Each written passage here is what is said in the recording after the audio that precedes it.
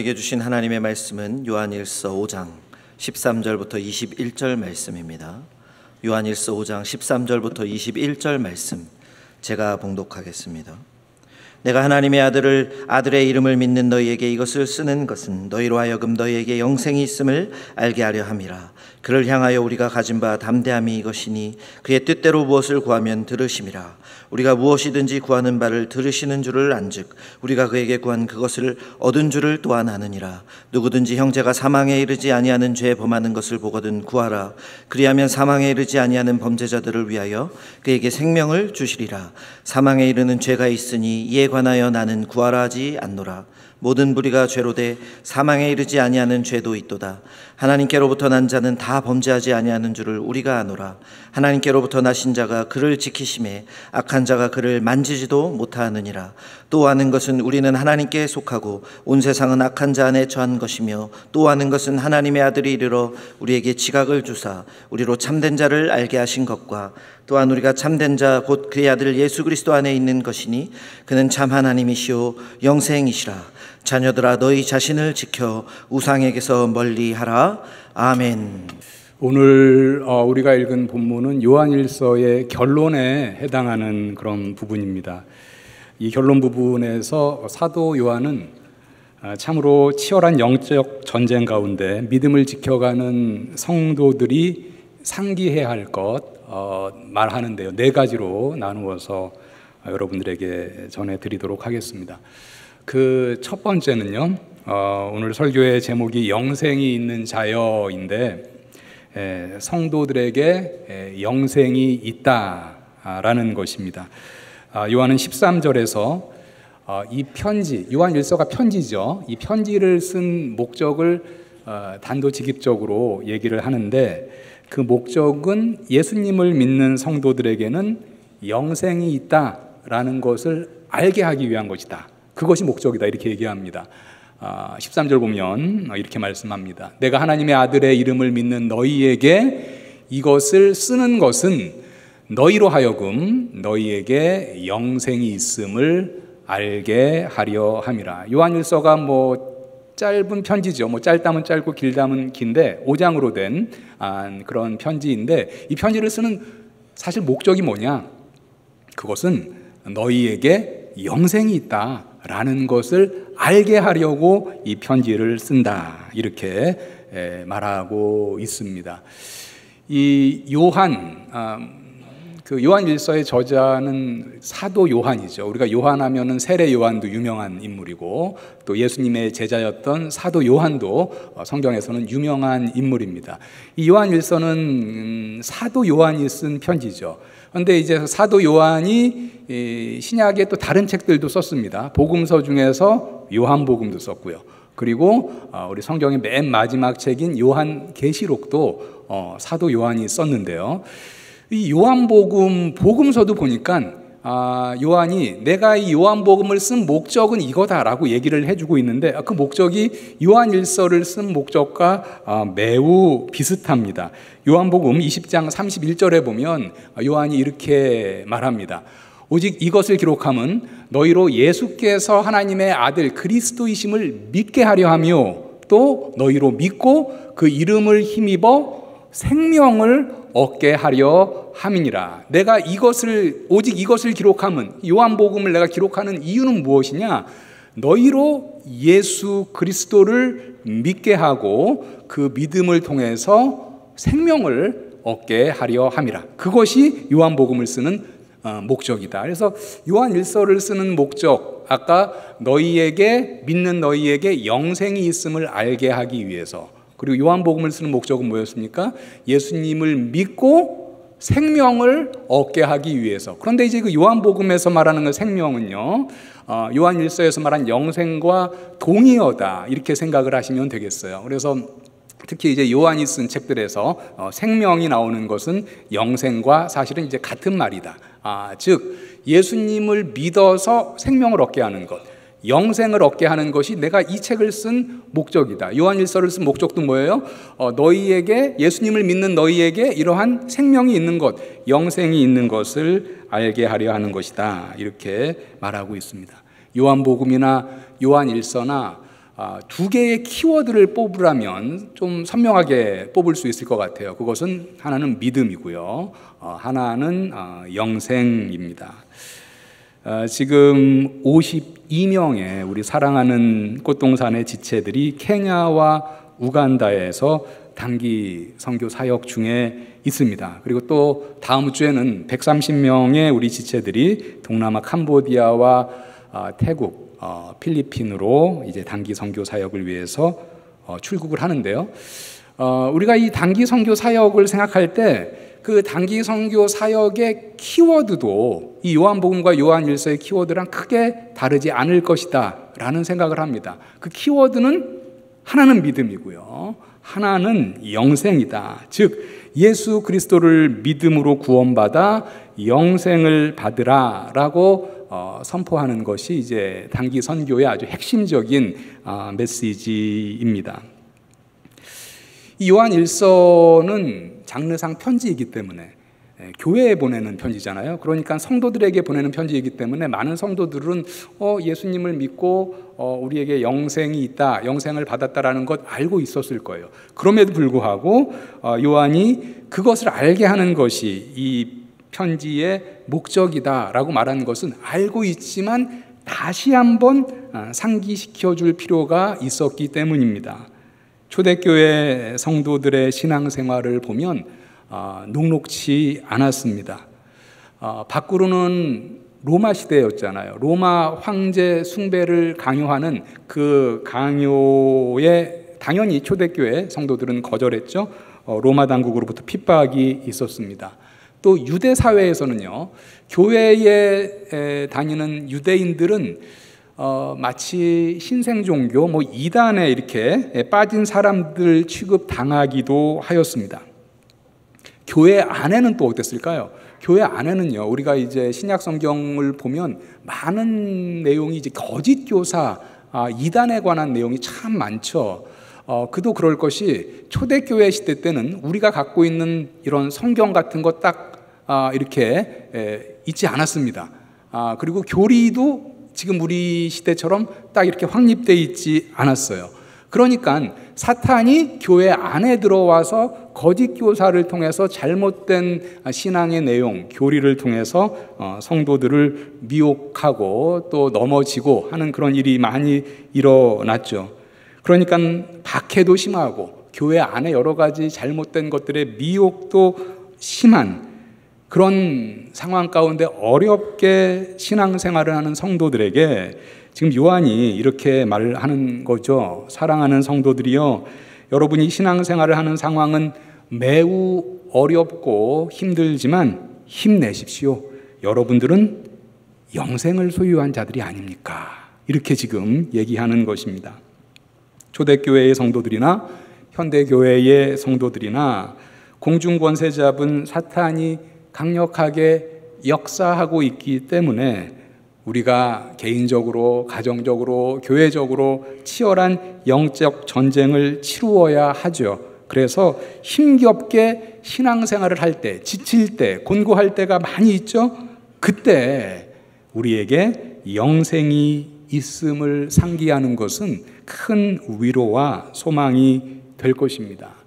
제가 대학교 다닐 때 1년 동안 미국으로 교환학생을 다녀온 적이 있어요. 그런데 제 친한 친구가 제가 가려는 학교에 1년 바로 먼저 다녀와서 제가 그 친구한테 조금 팁을 얻으려고 어떻게 준비를 해야 되느냐 이렇게 얘기를 했는데, 제가 기억에 남는 얘기가 그 친구가 이렇게 얘기하더라고요.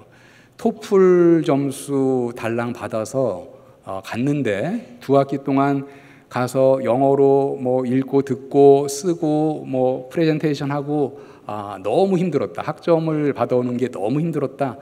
그런데 그러한 가운데 자기에게 위로가 되는 그런 어떤 그 마음과 생각은 어찌 됐든 내가 2학기 지나면 나는 한국으로 돌아간다라는 이제 그게 큰 이제 위로가 되었다라는 얘기를 들었습니다.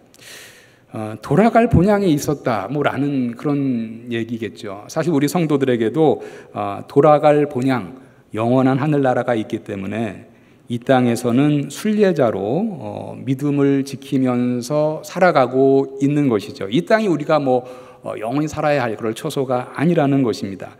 그렇지만 이 땅에 살아갈 때 그러한 우리가 영적 전쟁 가운데 힘들고 어려움이 있어도 소망 가운데 견딜 수 있는 것은 무엇이냐? 우리에게는 돌아갈 본향이 있다라는 것입니다. 영생의 소망을 갖고 사는 성도들의 삶을 저는 종종 승리한 경기의 재방송에 비유하곤 합니다. 축구로 좀 비유를 들어보자면, 여러분들이 이제 축구를 하고 있다라고 가정합시다. 축구를 할 때 태클이 들어와서 여러분이 공격을 받고 또 부상을 당할 수도 있겠죠. 그리고 실점을 할 수 있는 그런 이제 위기에 처할 수도 있고, 실제로 실점을 할 수도 있고, 그리고 축구 경기 가운데 또 상대방에게 리드를 당해서 지고 있을 때도 있을 수 있어요. 그래서 결국은 이 경기에서 지는 것인가라고 불안감에 휩싸일 수도 있습니다. 그러나 만약에 그 경기에서 여러분들이 결론적으로 승리했다면, 그리고 그 승리한 경기를 재방송으로 시청한다고 한번 생각을 해보십시오. 그러면 여러분들 재방송을 볼 때는 어떻겠습니까? 승리한 것을 이미 알고 그 재방송을 보기 때문에 경기의 어려운 순간을 시청할 때도 평안한 마음으로 시청할 수 있을 것입니다. 우리 그리스도인들의 삶, 성도의 삶에도 이렇게 태클이 들어오죠. 실점도 하고 이런 어려움이 있겠지만, 그러한 고난 가운데서도 우리가 평안하고 담대하게 임할 수 있는 것은 결국은 우리는 영생을 얻은 승리자의 삶을 살아가고 있기 때문입니다. 우리 성도들은 인생의 경기에 있어서 가장 중요한 승리를 거머쥔 사람들입니다. 여러분들 인생이라는 경기, 레이스, 인생에 있어서 중요한 승리, 성공, 어떤 것들이 있을까요? 좋은 대학에 들어가는 거 분명히 큰 성공일 것입니다. 중요한 승리일 것입니다. 어떤 영역에 있든지 간에 그 영역에서 남들이 상당히 인정하는 자리까지 올라가는 것, 그래서 추앙받는, 존경받는 그런 자리까지 올라가는 것, 승리라고 할 수 있겠죠. 큰 성공이라고 할 수 있을 것입니다. 열심히 일해서 이 땅에 사는 동안 많은 부를 축적하는 것, 이것도 성공이고 승리라고 말할 수 있을 것입니다. 그러나 우리 인생 가운데 가장 큰 승리는 여러분들 무엇이라고 생각하십니까? 그것은 바로 죄로부터의 구원이고 영생을 받은 것이 우리 인생 가운데 가장 큰 승리이고 성공입니다. 지금 요한이 말하는 것이 그것이죠. 우리 성도들이요, 많은 핍박과 또 곤란 가운데, 어려움 가운데 처해 있지만 당신들은 영생을 받은 자들이 아닙니까? 라고 지금 말하고 있는 것입니다.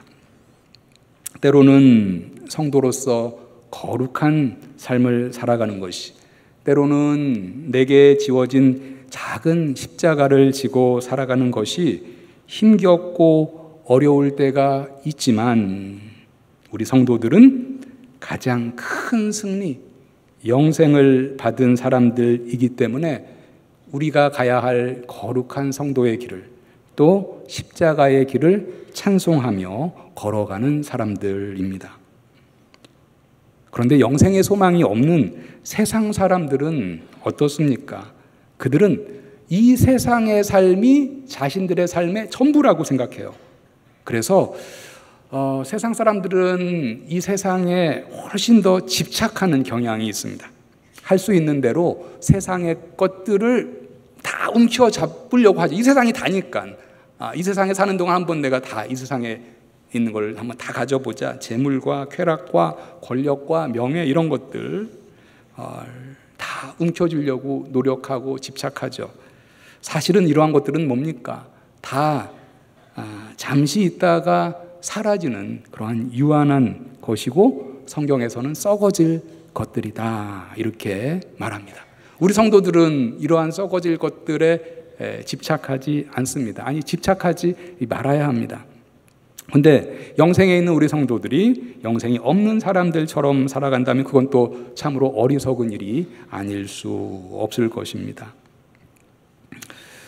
우리 성도들은 이 세상에서의 삶이 끝이 아니라, 이 세상에서의 삶이 전부가 아니라 우리에게 예비된 영생이 있기 때문에 이 세상의 것들을 하나라도 더 움켜쥐려고 아둥바둥하는 것이 아니라, 사실은 이 세상은 찰나, 영생은 영원한 그런 시간이 있잖아요. 그 영생을 준비하는 삶을 이 세상에 살아가면서 차곡차곡 준비하는 데 힘써야 할 것입니다.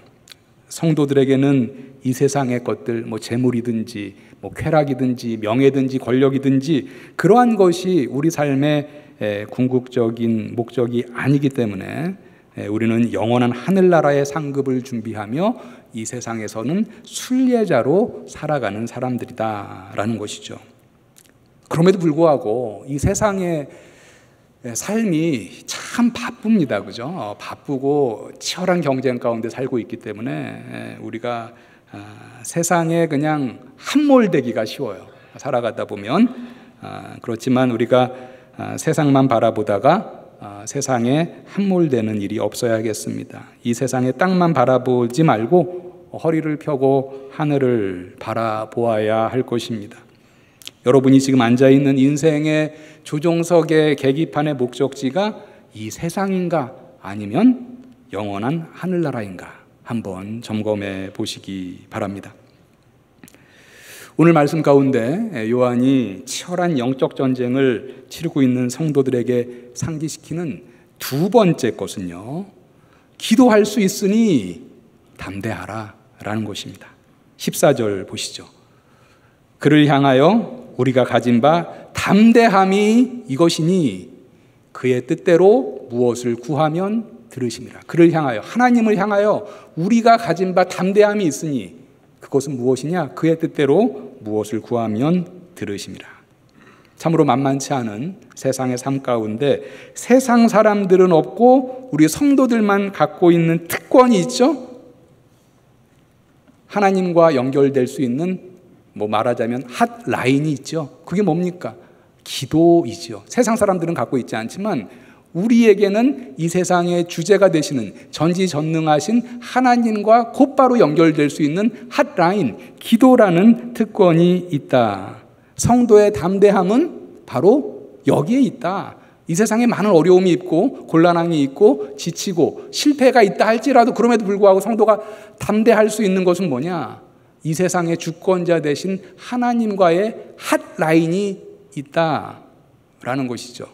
만약에 누가 대통령과의 핫라인, 대통령의 개인 휴대폰 번호를 알고 있어서 그렇게 연락하는 사이다. 그럼 그 사람은 상당히 힘이 될 거예요. 나는 핫라인이 있다, 대통령과. 그런데 우리는 대통령과의 핫라인 정도가 아니죠. 그죠? 이 천지의 주권자 되시는 하나님과의 핫라인이 있는데 그것을 우리가 잘 사용하지 않는다면 그것은 매우 애석한 일일 것입니다. 여기서 말하는 것이 뭡니까? 여러분들이, 성도들이 어렵고 힘들고 특히 초대교회 성도들이 핍박 가운데 있지만 담대하라. 기도할 수 있기 때문이다 라고 얘기하는 것이죠.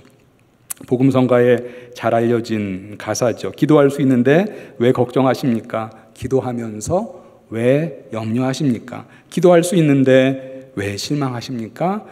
기도하면서 왜 방황하십니까? 성도가 어려운 환경 가운데, 치열한 영적 전쟁 가운데 담대할 수 있는 것은 기도할 수 있기 때문인데 14절에 보니까 구체적으로 응답받는 기도의 비결을 말하고 있습니다. 그것은 바로 하나님의 뜻대로 구하는 것입니다. 그의 뜻대로 무엇을 구하면 들으심이라. 열심히만 기도한다고 하나님이 들으시는 것이냐? 그게 아니라 하나님의 뜻대로 기도해야지 하나님이 들으신다라는 것입니다. 기도의 성패의 관건은 무엇입니까? 하나님의 뜻을 잘 아는 것입니다. 하나님의 뜻, 하나님의 생각을 우리가 어떻게 잘 알 수 있을까요? 이렇게 질문해 보죠. 하나님의 뜻, 하나님의 생각이 어디에 많이 나타나 있습니까? 다름 아닌 우리에게 계시로 주신 하나님의 말씀, 성경에는 여러 상황 가운데 하나님의 생각은 무엇이고 하나님이 행하시는 것은 무엇이고 하나님의 뜻은 무엇인지 잘 기록되어 있습니다. 때로는 명령의 형식으로, 때로는 이야기의 형식으로, 때로는 시로서, 그리고 때로는 예언의 형식으로 하나님의 뜻이 잘 나타나 있습니다. 그래서 여러분들 하나님의 뜻을 알기를 원하십니까? 그러면 하나님의 말씀을 더욱더 사모하시고 더욱더 열심히 들으시고 부지런히 읽고 또 쓰고 묵상하고 날마다 하나님의 뜻과 하나님의 생각이 무엇인지 여러분들 상고하시기 바랍니다. 그러할 때에 더욱더 우리의 삶이 하나님의 뜻을 알아가는 신앙생활을 할 수 있을 것입니다. 그렇게 하나님의 뜻을 더욱더 알아갈 때 우리 삶의 구체적인 상황 가운데 하나님의 뜻은 이것이겠구나 라고 잘 생각하고 잘 헤아리고 우리가 응답받는 기도를 드릴 수 있는 것이죠. 물론 이 자리에는 신앙생활의 영조가 길지 않아서 성경 말씀을 또 잘 모르시는 분들도 있고 하나님의 뜻이 무엇인지 잘 모르겠다 이런 분들도 있을 텐데 그럴 때는 또 영적으로 좀 더 성숙한 지체에게 집사님, 장로님, 권사님, 전도사님, 목사님 이런 분들에게 물어보는 것 좋습니다. 이러이러한 상황인데 이러이러한 상황에 하나님의 뜻이 무엇이겠습니까? 하나님이 기뻐하시는 것이 무엇이겠습니까? 어떻게 하는 것이 좋겠습니까? 물을 수 있겠죠. 그리고 그 깨달은 뜻대로 기도하는 것 하나님이 응답하시는 기도다라는 것입니다. 가만히 보면은요, 우리 신앙생활의 많은 어떤 그런 부분들은 사실은 유기적으로 다 이렇게 연결이 되어 있습니다. 하나님의 말씀으로 충만한 사람이 하나님의 뜻을 잘 알 수 있겠죠. 그리고 하나님의 뜻을 잘 아는 사람이 그 하나님의 뜻대로 기도할 때 오늘 말씀해 보니까 하나님이 응답하여 주신다라고 약속해 주셨고 나의 기도가 더 응답되고 하나님이 더 나의 기도에 들어주셔서 나의 기도, 나의 간구를 하나님이 응답하실 때 그 응답 가운데 우리의 믿음과 하나님을 향한 사랑도 계속해서 자라날 수 있을 것입니다. 요한이 오늘 본문 가운데 치열한 영적 전쟁 가운데 있는 성도들에게 주는 세 번째 것은 형제를 위해서 기도하라라는 것입니다. 16절 말씀 보시죠. 누구든지 형제가 사망에 이르지 아니하는 죄 범하는 것을 보거든 구하라. 그리하면 사망에 이르지 아니하는 범죄자들을 위하여 그에게 생명을 주시리라. 사망에 이르는 죄가 있으니 이에 관하여 나는 구하라 하지 않노라. 여러분들 얼마나 자주 또 많이 여러분들 자신과 여러분들 가족 말고 여기서 지금 말하는 형제는 이제 교회의 지체들을 우선적으로 얘기하죠. 주의 몸된 교회의 형제 자매들을 위해서 기도하고 계십니까? 우리 나의 구역원들 또 여전도회 남전도회 회원들 내가 가르치는 주일학교 학생들 또 내가 속한 부서 또 아니면은 어떤 교회 환우들 등등 얼만큼 많이 기도하고 계십니까? 특별히 오늘 말씀에서 지금 기도하라는 것은요, 연약하여 넘어진 형제, 범죄한 형제를 위해서 기도하라라고 말을 하고 있습니다. 우리가 사실 교회에서도 우리 주위의 지체들 가운데 넘어지고 또 실수하고 잘못하는 경우를 보죠, 그죠? 그럴 때 두 가지 반응을 우리가 할 수 있을 것 같아요. 첫 번째는 비난이죠. 왜 저렇게 했지? 왜 저런 잘못을 했지? 라고 비난하는 것이 첫 번째 반응할 수 있는 방법일 테고, 두 번째 반응할 수 있는 방법은 그를 긍휼히 여기는 마음으로 그를 위해서 하나님께 기도하는 것이죠. 첫 번째 방법이 사실 우리가 더 익숙하죠. 잘못을 봤을 때 이렇게 비난으로 가는 쪽이 더 익숙하지만 오늘 말씀에서는 형제가 범죄할 때, 형제가 잘못할 때 너희가 그를 위해서 기도하라. 그러면 하나님께서 그를 회복시킬 것이다. 이렇게 말을 하고 있습니다. 그러한 지체를 위해서 기도할 때 16절에 보니까 사망에 이르는 죄와 사망에 이르지 아니하는 죄를 구분하고 있습니다. 여기서 말하는 사망에 이르는 죄는 예수 그리스도를 대적하고 복음을 받아들이지 않고 부인하는 죄를 말합니다. 16절에서 말할 때 이러한 죄를 짓는 형제, 이제 교회 안의 사람인데, 그러한 사람은 즉 예수 그리스도를 대적하고 이제 복음을 받아들이지 않는 그 사람은 이제 복음을 이전과 달리 받지 않고 복음을 거부하고 예수 그리스도를 대적하는 그런 사람이 된 것이죠. 히브리서 6장 4절부터 6절에서는 이러한 경우에 대해서 이렇게 말씀하고 있습니다. 한번 빚을 받고 하늘의 은사를 맛보고 성령에 참여한 바 되고 하나님의 선한 말씀과 내세의 능력을 맛보고도 타락한 자들은 다시 새롭게 하여 회개하게 할 수 없나니 이는 그들이 하나님의 아들을 다시 십자가에 못 박아 드러내놓고 욕되게 함이라. 그런데 우리 주위의 지체들이 이러한 죄에 빠지는 경우는 흔치 않겠죠. 즉 복음을 완전히 등지고 예수 그리스도를 대적하고 이런 죄가 아니라면 그러한 지체들을 위해서 우리가 기도하라. 하나님이 역사하신다. 다시 생명을 주실 것이다. 이렇게 얘기합니다. 물론 죄를 지은 당사자가 회개하지 않는데 주변에서 기도하는 것만으로 용서함을 받고 회복되는 것은 아닐 것입니다. 우리가 잘 아는 요한일서 1장 9절에서는 분명히 말을 하죠. 죄를 지은 당사자가 죄를 자백해야지 용서함을 받는다.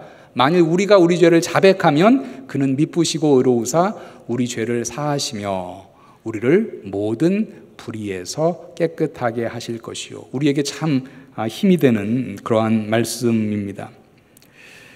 요한일서 5장 16절에서 말하는 것은 따라서 죄를 짓는 지체들을 위해서 기도할 때 하나님이 역사하셔서 그 죄를 지은 형제 자매가 죄를 자백하고 용서받아 회복되는 것을 말하고 있습니다.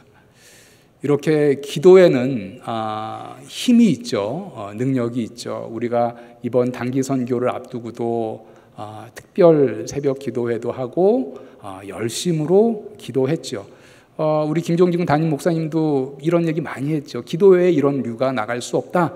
기도는 능력이다 라고 말씀 많이 하셨습니다. 기도는 이렇듯 참으로 역사하는 힘이 있음을 우리가 믿지요. 오늘 말씀해 보니까 하나님의 뜻대로 구할 때 하나님이 들어 응답하여 주신다라고 하였고, 내 주위에 연약하여 범죄하는 형제를 위해서 기도하면 그 기도에도 하나님이 일하셔서 그 형제가 회개하고 회복될 것이다, 이렇게 말하고 있습니다. 여러분들 주위에 한번 좀 돌아보십시오. 나의 기도가 정말 필요한 사람은 누구인가? 아니면은 어쩌면은 저 형제, 저 자매의 저러한 잘못 때문에 내가 사실 눈살을 찌푸렸는데 이제 눈살을 찌푸리는데 그치는 것이 아니라 오히려 그를 긍휼히 여기고 그를 사랑하는 마음으로 내가 기도해 주어야 할 사람은 누굴까 한번 생각해 보시고 형제를 위해서, 자매를 위해서 기도할 수 있는 성도님들 되시기 바랍니다. 오늘 요한이 본문 가운데 영적 전쟁을 치르는 성도들에게 네 번째 상기시켜 주는 것은, 이 영적 전쟁이라는 것이 사실은 우리가 이제 거룩한 삶을 살기 위해서 나아갈 때 사탄이 계속해서 다리를 걸고 넘어뜨리고 방해하는 것을 얘기하죠. 죄를 짓도록 사탄은 계속해서 우리에게 공격을 할 때 우리가 죄를 짓지 않도록 거룩한 삶을 살아가도록 하는 그 싸움, 거룩의 경주는 혼자 하는 것이 아니라 사실은 예수님이 돕는다라는 것을 기억해라, 이렇게 말하고 있습니다. 18절 보시죠. 하나님께로부터 난 자는 다 범죄하지 아니하는 줄을 우리가 아노라. 하나님께로부터 나신 자가 그를 지키심에 악한 자가 그를 만지지도 못하느니라. 자, 이 말씀 몇 구절 잠깐 좀 짚을 부분이 있습니다. 여기서 하나님, 화면 한번 다시 틀어주시죠. 하나님께로부터 난 자는 우리 성도를 얘기합니다. 그리고 세 번째 줄에 하나님께로부터 나신 자는 독생자 예수 그리스도를 얘기해요. 즉 하나님께로부터 난 자, 우리 성도는 다 범죄하지 않는 줄 아노라. 왜요? 하나님께로부터 나신 자 예수 그리스도께서 그를 지키심에, 우리 성도를 지키심에 악한 자가 그를 만지지도 못하느니라. 여기서 악한 자는 사탄을 얘기합니다. 그런데 하나님께로부터 난 자는 다 범죄하지 않은 줄을 아노라. 우리 다 하나님께로부터 난 자입니다, 우리 성도들. 그런데 우리가 다 범죄하지 않는가? 라고 질문할 때 제 자신부터 하나님께로부터 거듭난 이후에 범죄하지 않는가? 그렇지는 않거든요. 여기서의 이 의미, 하나님께로부터 난 자는 범죄하지 않는다, 이 의미는 사실은 좀 우리가 원문을 참고할 필요가 있겠는데, 이 범죄하다라고 번역된 부분이 헬라어로 하마르타네이라는 그 단어인데요. 이 헬라어의 시제가 이제 현재 시제입니다. 그래서 우리 개역개정에서 범죄하지 아니한다 이렇게 번역했는데, 사실 더 정확하게 번역을 하려면은 이 헬라어의 현재 시제는 두 가지입니다. 단순 현재와 현재 진행이 있는데, 이 본문에서는 진행으로 번역하는 것이 맞습니다. 즉 하나님께로부터 난 자, 우리 성도들은 다 그냥 단순히 범죄하지 않는다, 그게 아니라 계속하여 범죄하지 아니하는 줄을 아노라. 그러니까 죄를 짓는 것에 계속 머물러 있지 않는다라는 그런 의미가 되겠습니다. 그래서 NIV와 같은 영어 성경은 잘 캐치해서 이렇게 번역을 했습니다. We know that anyone born of God does not continue to sin. continue, 계속한다라는 말이죠. 하나님께로부터 난 자는 계속하여 죄를 짓지는 않는다. 물론 우리가 죄를 아예 안 짓는 것은 아니지만 계속 죄를 짓는데 머무르지 않는다라는 거죠. 요즘 이제 NIV에서 영미권에서는 ESV로 많이 갈아타고 있죠. 복음주의권에서 번역한 역시 좋은 번역입니다. 이렇게 번역하고 있습니다.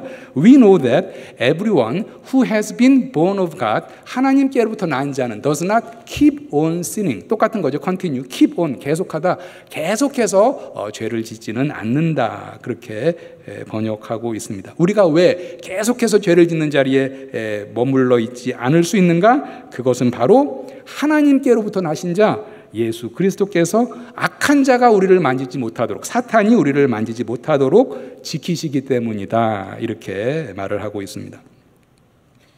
그러나 예수께서 나를 지키신다고 해서 우리 자신이 방심하고 영적인 전쟁에서 아무것도 안 해도 된다, 이러한 의미는 아닙니다. 예수님의 지켜주심 안에서 우리는 힘써 우리 자신을 어떤 죄의 미혹과 싸워서 영적으로 거룩한 레이스에서 승리할 수 있도록 힘써야 되겠죠. 그래서 오늘 본문 마지막 21절에서 하나님의 자녀인 우리 자신도 우리를 지켜서 우상을 멀리해야 된다. 자녀들아, 너희 자신을 지켜 우상에게서 멀리하라, 이렇게 말하고 있습니다. 우리 안에 성령님이 계신다, 우리는 익숙합니다. 그런데 오늘 말씀해 보니까 사실은 예수님, 하나님께로부터 나신 자가 우리를 범죄하지 않도록 지켜주신다, 악한 자가 우리를 만지지 못하도록 지켜주신다라고 말씀하고 있는데요. 두 가지 교훈을 생각해 볼 수 있을 것 같아요. 첫 번째, 우리가 죄의 길에서, 우리가 어떻게 보면은 반복되는 그런 죄의 길에서 나 그러한 죄를 끊었어, 이제 그러한 죄로부터 자유로워라고 할 때 나의 힘과 나의 의지에 의해서 다 끊어졌느냐? 그렇지 않다라는 거죠. 교만해서는 안 되겠다라는 것입니다. 예수께서 악한 자가 나를 만지지 못하도록 지키셨다, 이렇게 말을 하고 있고요. 두 번째 우리가 생각해 볼 교훈은 하나님께로부터 난 자는 계속하여 죄를 짓는 자리에 머무르지 않는다, 이렇게 되어 있기 때문에 그럼에도 불구하고 내가 아직까지 머무르고 있는 죄가 있다면 우리는 속히 그 죄의 자리에서 나와야 하겠다라는 것입니다. 오늘 말씀을 정리합니다. 오늘 요한일서의 결론 부분에서는 치열한 영적 전쟁 가운데 있는 성도들에게 네 가지를 상기시키고 있습니다. 첫 번째, 핍박이 있고 지치고 공고한 삶을 살아갈 때도 있지만 성도들이여, 여러분들은 이 세상 그 무엇보다도 값진 영생이 있음을 기억하고 감사와 소망의 삶을 사시기 바랍니다. 이 세상이 최종 목적지가 아니라 우리는 영생을 준비하는 삶을 살아가는 자들입니다. 두 번째, 그럼에도 불구하고 여러분이 여러 가지 어려움에 봉착하죠. 환난을 우리가 당하죠. 그때에 여러분들 의기소침하지 마시기 바랍니다. 그때 포기하지 마시기 바랍니다. 오늘 말씀에서는 그때에도 담대하라. 핫라인이 있다. 하나님의 뜻대로 구하면 하나님이 들어주신다라는 약속을 기억하시고 담대하게 기도의 자리로 나아가시길 바랍니다. 또한 세 번째, 여러분만 위해서 기도하지 말고, 우리 교회가 무엇입니까? 에클레시아 아닙니까? 성도들의 모임 아닙니까? 공동체잖아요. 우리가 혼자 신앙생활하는 것이 아니기 때문에 우리의 연약한 지체들, 넘어진 지체들, 범죄한 지체들을 위해서 함께 사랑으로 기도해 주시기 바랍니다. 그리고 마지막 네 번째, 우리가 치열한 영적인 전쟁에서, 죄와의 싸움에서 우리가 기억해야 할 것, 예수께서 악한 자, 사탄이 나를 만지지 못하도록 지켜주신다라는 것을 기억하고 든든함을 가지시고, 그 가운데 여러분들도 힘써 우상을 멀리하면서 죄와의 싸움을 싸우셔서 거룩한 경주에서 승리하시는 꽃동산의 모든 성도님들 다 되시기를 예수님의 이름으로 축복합니다. 기도하겠습니다. 하나님 아버지, 우리에게 영생이 있음을 다시 한번 기억하며 주님께 감사와 찬송을 올려드립니다. 영생이 없는 사람처럼 살지 않고 영생이 있는 자로 소망 가운데 영생을 지혜롭게 준비하는 삶을 살아가게 하여 주시옵소서. 우리 성도들 어떠한 상황 가운데서도 기도할 수 있음을 잊지 않아 늘 담대하게 하시고, 나뿐만 아니라 내 주위에 기도를 필요로 하는 지체를 위해서도 우리가 더욱 기도하게 하옵소서. 지금도 우리를 죄로부터 지키시는 예수님이 있다라는 것을 우리가 기억하고, 이 세상의 우상에 굴복하지 않고 우리 자신을 거룩함으로 지켜나갈 수 있도록 주님 도와주시옵소서. 예수님의 이름으로 기도합니다. 아멘.